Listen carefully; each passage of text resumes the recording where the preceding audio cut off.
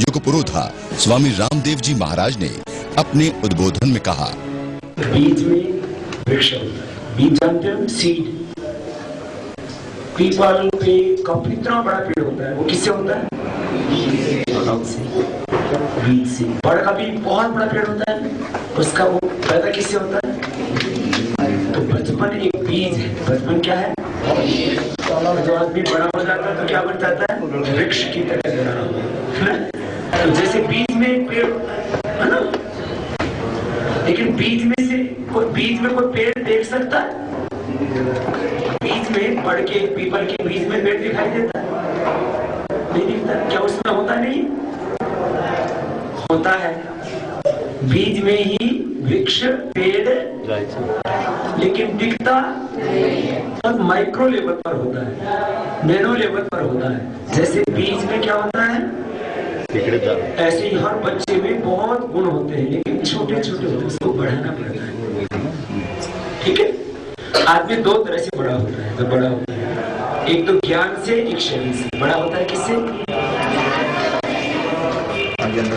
शरीर बड़ा किससे होगा? खाने से। शरीर किससे बड़ा होगा? खाना अच्छा खाओ और हजम हो जाए। ठीक है। हड्डियां बनती हैं कैल्शियम से। हड्डियां किससे बनती हैं? ये मसल्स किससे बनते हैं? मसल्स होते हैं। ये किससे बनते हैं? आपके भी ऐसे ही है ना मसल्स, और हो जाएंगे भी मजबूत। एक्सरसाइज किया करो। हाँ, मसल्स बनते हैं प्रोटीन से। और खून किससे बनता है? आयरन से। खून किससे बनता है? और हरी सब्जियों से। ठीक है। आयरन उन्हीं में होता है, हरी सब्जियों में ज्यादा होता है। ठीक है। तो खून बढ़ाना है तो क्या खाओ? हरी सब्जी। और हाइट बढ़ानी हो तो हड्डी बढ़ेगी तो हाइट बढ़ेगी, तो ऐसी चीज खाओ जिसमें कैल्शियम हो। ठीक है। मसल्स मजबूत करने हो तो ऐसी चीज खाओ जिसमें प्रोटीन हो। ये दूध में दोनों चीजें होती है, इसलिए दूध पीने से बच्चों की हाइट भी बढ़ती है और मसल्स भी मजबूत होती है। लेकिन कोका कोला पीने से कोई चीज मजबूत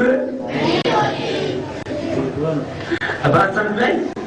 खाना ऐसा खाओ जिससे अपना शरीर मजबूत बने, हाइट लंबी हो। कोका कोला पेप्सी पीने से किसी का हाइट लंबी।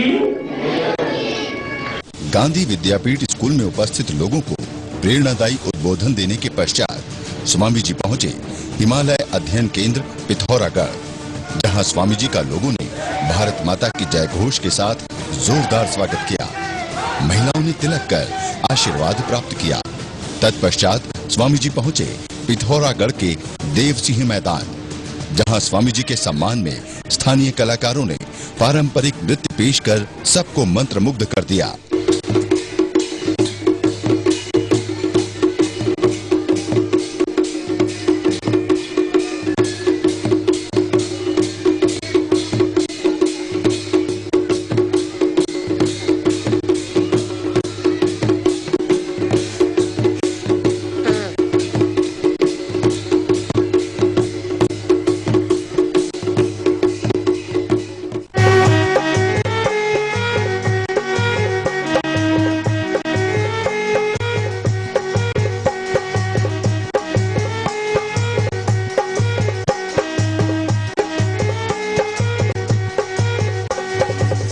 दुर्गा भवानी तेरी जय।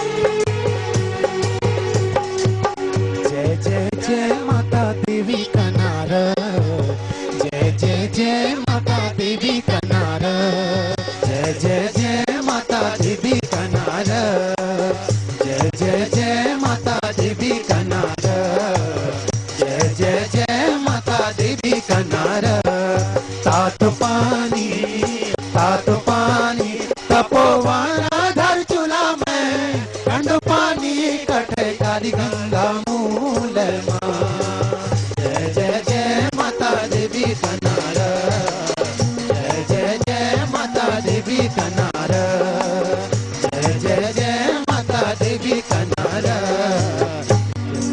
तदुपरांत युग पुरोधा स्वामी रामदेव जी ने लोगों से राष्ट्र के ज्वलंत मुद्दों पर बातचीत की और उनके प्रश्नों के जवाब दिए और लोगों को बताया कि कैसे वो अपने को नशे और बुराइयों से दूर रख सकते हैं। साथ ही ये भी बताया कि कैसे देश भ्रष्टाचार व भ्रष्ट व्यवस्था से आजादी पाएगा। स्कूल कॉलेज के विद्यार्थियों से लेकर के फिर जो यहाँ पर बड़े भी बहुत आए हुए हैं, चर्चा करेंगे अपना देश कैसे आगे बढ़े। जी बेटा, क्या नाम है आपका? ओम बाबा जी, मेरा नाम सोनी लोहिया है और मैं सरस्वती बालिका विद्या मंदिर की छात्रा हूँ। जी बेटा। मैं यहाँ आपसे यह पूछना चाहती हूँ, काला धन क्या है, इसे कैसे वापस लाया जा सकता है और इसमें हम बच्चों की क्या भूमिका होगी? देखो, बहुत अच्छा प्रश्न पूछा बेटी के लिए, एक बार तालियां बजाइए। पहली बात, ये काला धन वो है जो देश के साथ धोखा करके, छल करके, देश के साथ गद्दारी करके जो हम टैक्स का पैसा देते हैं। आप लोग साबुन खरीदते हो ना, स्नान करने के लिए, कपड़े धोने के लिए, इस पर टैक्स लगता है। आप जूते चप्पल लाते हो, इस पर भी क्या लगता है? टैक्स लगता है। हम कपड़े लाते हैं, इस पर भी क्या लगता है? ये पेन भी लाते हैं तो क्या लगता है? डीजल पेट्रोल पर भी क्या लगता है? और ये सब टैक्स लूट लेते हैं उस हेरा फेरी करके। तो जो टैक्स का पैसा लूट रहे हैं, फिर ये कोयला, अपने देश में कोयला लाखों करोड़ रुपए का है। अभी बोला था ना, सोना चांदी लोहा कोयला गैस डीजल पेट्रोल कितने रुपए का है? बोलो बेटा, कितने? 20,000 लाख करोड़। देखो, इस बेटी ने याद रखा, जोरदार तालियां बजाइए इसके लिए। याद रखो सब। अच्छा, तुम्हारे घर में कितना पैसा है सबको पता है ना? तुम्हारी जमीन कितनी है सबको पता है? तुम्हारे घर की जमीन का नहीं पता? तुम्हारे घर में कितने कमरे नहीं पता? सब पता है। क्यों? क्योंकि हमारा है। तो देश के बारे में भी तो पता होना चाहिए। यह 20,000 लाख करोड़ का रिजर्व है अभी। कितना? और इसमें से लूट लिया। तो ये नेचुरल रिसोर्सेज को लूटते हैं, टैक्स का पैसा लूटते हैं, काम करने के बदले दाम लेते हैं। कुछ भी काम कराने जाओ तो क्या लगता है? बिना दाम के काम। ये सब पैसा लूट करके बाहर जमा करा दिया। इसके ऊपर इनका हक, जिन लोगों ने लूटा है उनका इस पर अधिकार। तो ये है काला धन और ये जमा है सारी दुनिया के देशों में। मैं आपकी जानकारी के लिए एक बात बताना चाहता हूं। पहले तो हम सोचते थे कि ये पैसा केवल स्विट्जरलैंड आदि 70 देशों में ही जमा है, लेकिन जब मैंने इसकी डिटेल स्टडी की तब मुझे पता लगा, अभी 3-4 दिन पहले मुझे एक और पत्र मिला, अमेरिका में भी 500 लाख करोड़ रुपए जमा है। कितना? जरा बोलो तो सही। तो ये दुनिया के बड़े बड़े देश अपने पैसे से बढ़ रहे हैं और अपना देश गरीब हो रहा है। तो ये काला धन है, वापस कैसे आएगा? आप और मैं जाकर के स्विट्जरलैंड से, अमेरिका से काला धन वापस, ये वापस लाने का अधिकार है केवल केंद्र सरकार के पास। किसके पास? कितना है ये? कितना काला धन है? 400 लाख करोड़। तो कौन कहता भारत गरीब है? भारत गरीब, इसको गरीब बनाया गया है। इसको गरीब क्या करके? भ्रष्टाचार करके। क्या करके? चलो नेक्स्ट क्वेश्चन। ओम बाबा जी। ओम बेटा। बाबा जी, मेरा नाम पंकज जोशी है, मैं सुरवली कक्षा 10 का छात्र हूँ। बाबा जी, मैं पूछना, कक्षा में पढ़ते हो? बाबा जी, कक्षा 10 में पढ़ते हो। जी बेटा। बाबा जी, मैं पूछना चाहता हूँ, और काला धन बाबा जी वापस आ जाएगा इस भारत देश में, तो क्या बाबा जी भारत का भ्रष्टाचार खत्म हो पाएगा? देखो, 3 काम एक साथ करने पड़ेंगे। काला धन वापस लाना और आगे से ना लूटें, इसके लिए कठोर कानून बनाना। जो भी देश का धन लूटता है, जो भी मां बहन बेटियों के साथ बलात्कार करता है और जो भी खाने पीने की चीजों में मिलावट करता है, उसको आजीवन कारावास या मृत्यु दंड की सजा होनी चाहिए। तब ये हिंदुस्तान बच सकता है, नहीं तो नहीं बच सकता। तो एक काम करना पड़ेगा, काला धन वापस लाना पड़ेगा। और दूसरा, इन भ्रष्टाचारियों को, बलात्कारियों को और मिलावट करने वालों को क्या सजा होनी चाहिए? फांसी की या आजीवन। चीन के अंदर जो मिलावट करता है, चीन हमारा पड़ोसी देश है, जो मिलावट करता है, जो भ्रष्टाचार करता है और जो बलात्कार करता है, उसको किस पर चढ़ाते हैं? तो हमारे देश में सजा क्यों नहीं है? क्योंकि बाबा जी यहाँ हर एक इंसान भ्रष्टाचारी है। तो बाबा जी, हर एक मंत्री मिला हुआ है गलत कामों में। तो अब ये देश में आक्रोश पैदा हो गया। और तीसरा काम करना पड़ेगा, आर्थिक नीतियों में और व्यवस्थाओं में सुधार।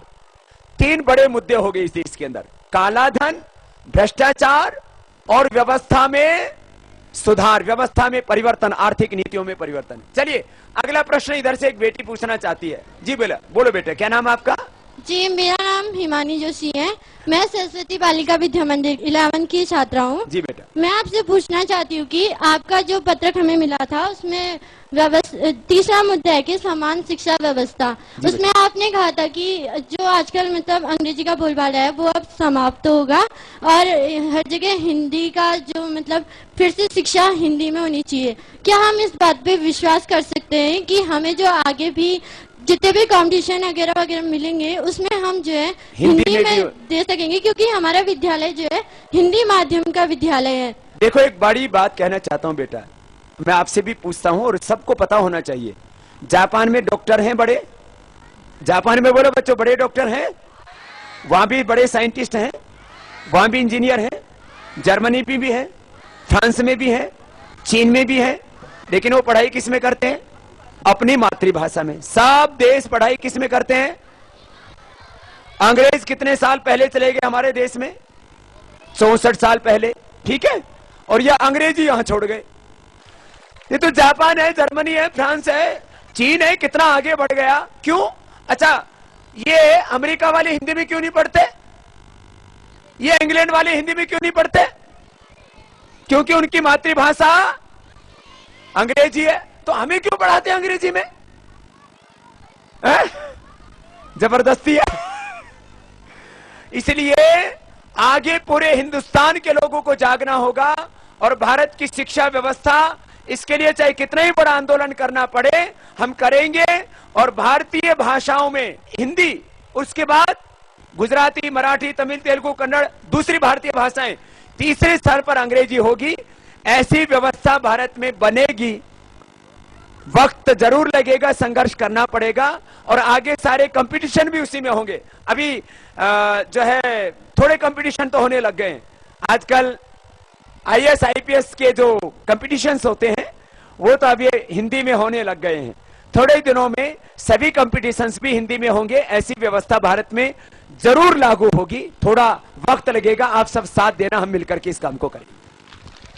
नेक्स्ट, अगर बीड़ी सिगरेट गंदी चीज है तो वो बिकती क्यों है? अरे आपका नाम क्या है बेटा? प्रांजलि जोशी। गुड़िया है? इधर आ प्रांजलि। हाँ? ये इतनी छोटी सी गुड़िया, हाँ? ये बोलती है बाबा जी बीड़ी सिगरेट गंदी चीज है तो ये बिकती क्यों है? बेटा ऐसा है, बाजार में जहर भी बिकता है ना, उससे पैसा मिलता है, ठीक है ना। तो सारी चीजें बिकने वाली पीने के योग्य नहीं होती। तो कुछ लोग बीड़ी पीते हैं इसलिए बेचने वाले बेच देते हैं, लेकिन इसके पीने से अपने को कोई फायदा, हाँ क्या बोल रही है, कोई फायदा नहीं होता है। तो ये पीने के योग्य तो नहीं है, लेकिन कोई चीज बिकती है इसलिए वो बेच देते हैं, है ना। सारी चीजें खाने की। इस बेटी ने बहुत अच्छा प्रश्न पूछा, इसके लिए जोरदार तालियां बजाइए एक बार। और कभी बीड़ी सिगरेट पीना नहीं पीना चाहिए। क्यों नहीं पीना चाहिए? क्योंकि वो गंदी चीजें। अच्छे संस्कार बचपन से ही मिल जाएंगे तो बच्चे हमारे अच्छे बनेंगे। बहुत आशीर्वाद बेटा। हाँ? अब अगला प्रश्न। हाँ, मेरा नाम ओम है, मैं प्यानो पब्लिक में पढ़ता हूँ। मुझे ये पूछना है कि लोकपाल बिल क्या होता है? बोले बाबा लोकपाल चारों तरफ हो रहा है, ये बिल क्या होता है? ये लोकपाल बिल ऐसा बनाया गया है बेटा कि इसके अंदर जो गलत काम करेंगे उनको दंड मिलेगा। जो मिनिस्टर हैं, जो एमएलए हैं, जो एमपी हैं, जो अधिकारी हैं, बड़े बड़े लोग हैं, तो इसलिए इसको नहीं बनाना चाहते कि वो फंस जाएंगे।